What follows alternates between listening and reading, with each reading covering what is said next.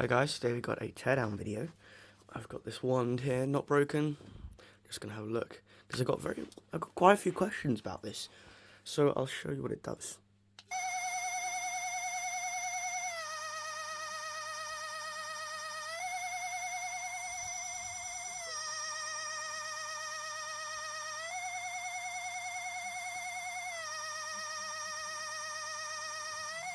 You get the gist. That's all it does. So I have a few questions about this wand.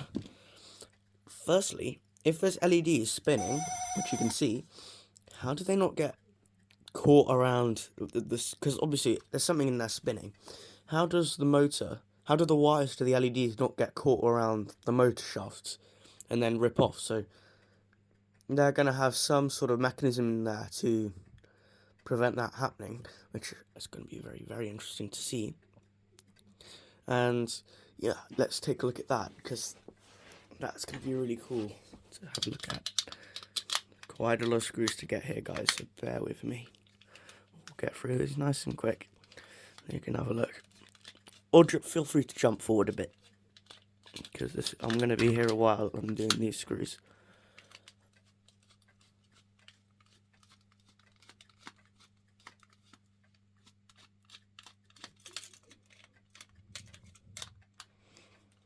And here's this one here at the top. It's actually holds this, like, the branches together, which you can easily just take off there. I'm just gonna leave the screws on the floor there. I think that these bits are actually connected together.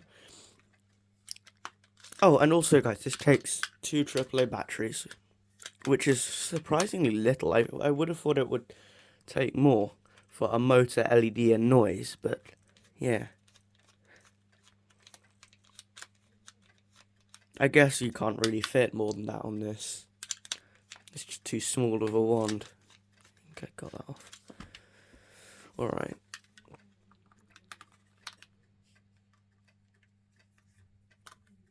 Now I'm just undoing the screws from the actual wand. I like it when companies do this. Instead of like nailing it shut, they've actually put screws in.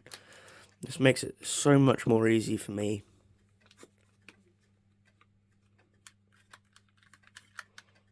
This one. I haven't done that one yet, no. Like the Morrison's doll, this is actually from Morrison's this year. I got it for £2.50 instead of £3 as a Halloween discount, which is quite happy. I'm quite happy about that.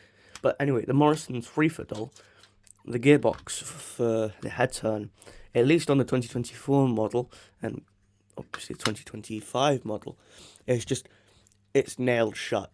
It's like plastic welded shut. Like, there's no way in hell that you're getting that thing open. And yeah, guys, daily videos are back for the Halloween week, and more than daily, actually.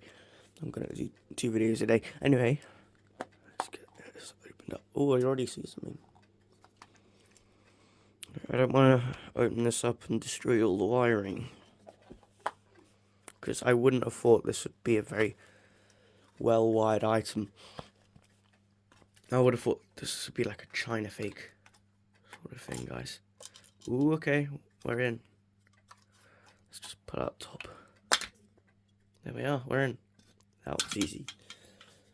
So it's all one piece. And another battery. I'm confused. Why is that? Oh, yeah. I did say earlier that it doesn't get enough power. It doesn't, so they just put in another battery there, which is not replaceable. So it means that when the power starts to run out on this one, you're going to be changing the battery a lot more. So, guys, this is helpful for anyone who has this. If yours isn't working properly, open it up. There'll probably be another battery in there that you need to replace. But yeah, that's a speaker. It's a little tiny coin speaker. It's all it needs to be. And then here's the LED bit. Let's activate it. Whoa, that's cool.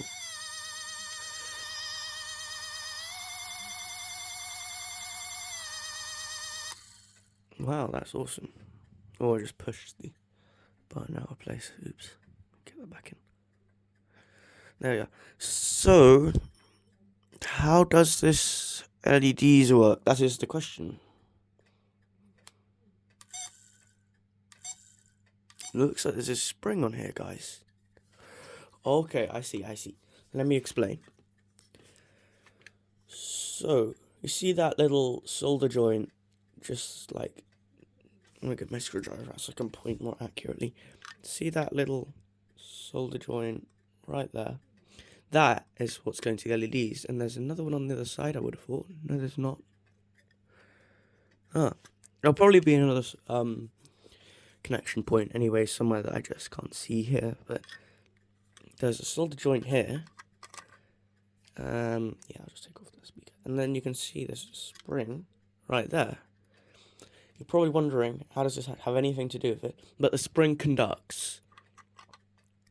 So, if we take a look here, you can see this wire comes here, down here for the LEDs. And you can see there just about, there's a little copper, you can see there's a little copper sort of plate there. Right there, that butts up against that spring which conducts. So the power must be going through there. And this gently touches here, which goes up the solder joint and provides power. Genius. So simple. That is all that needs to be. That is so simple and genius, and cheap as well. My only concern is, would the copper thing that sits there wear away over time? Obviously, that would not be cheap. That would be very cheap to replace. I'm sure they'd have loads available online for a nice cheap price, but still, it's a concern. But now, my question is, where is the other LED wire? Because LEDs are meant... Everyone knows that wiring is... You have a wire going one direction and a wire coming back, a positive and a negative. I can only see one wire here, which is incredibly confusing. I mean, speaking of that, you wouldn't really know how to do that.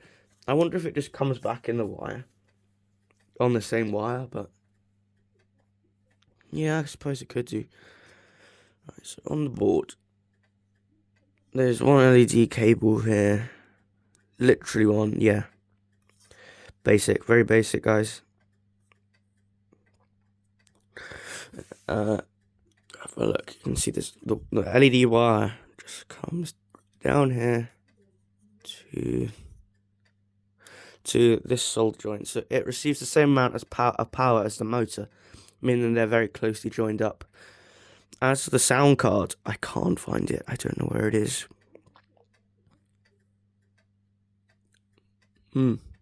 Weird. And the motor here does have a positive and negative, so that's cool. Very tiny little chipboard, guys. Very cool.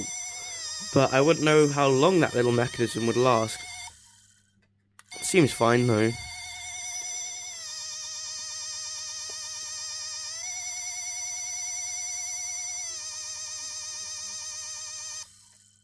Yeah, pretty cool. Thanks for watching, everybody.